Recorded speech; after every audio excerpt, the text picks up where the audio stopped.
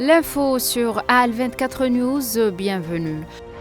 Le président libanais Joseph Aoun a demandé au ministre des Affaires étrangères et des émigrés Youssef Raji de charger la mission permanente du Liban auprès de l'ONU de déposer une plainte urgente auprès du Conseil de sécurité contre l'entité sioniste pour avoir construit un mur en béton le long de la frontière sud du Liban en dépassant la ligne bleue tracée après le retrait de l'armée sioniste en 2000.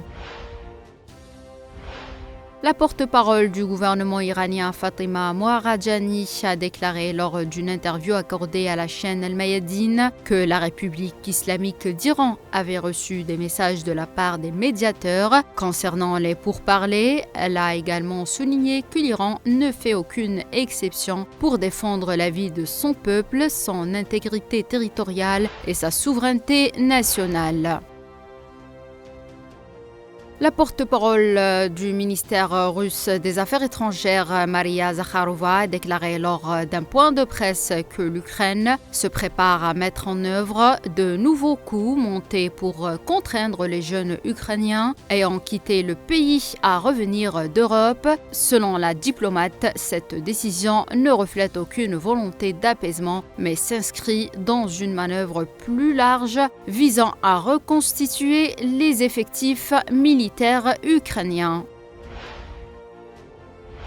Le Royaume-Uni a annoncé une réforme majeure de sa politique d'asile visant à rendre le pays moins attractif pour les migrants en situation irrégulière et à faciliter leur expulsion en adoptant une approche plus stricte, notamment par la suppression de certaines aides sociales, y compris le logement et les allocations hebdomadaires aux demandeurs d'asile capables de travailler mais choisissant de ne pas le faire, ainsi qu'aux personnes en situation irrégulière.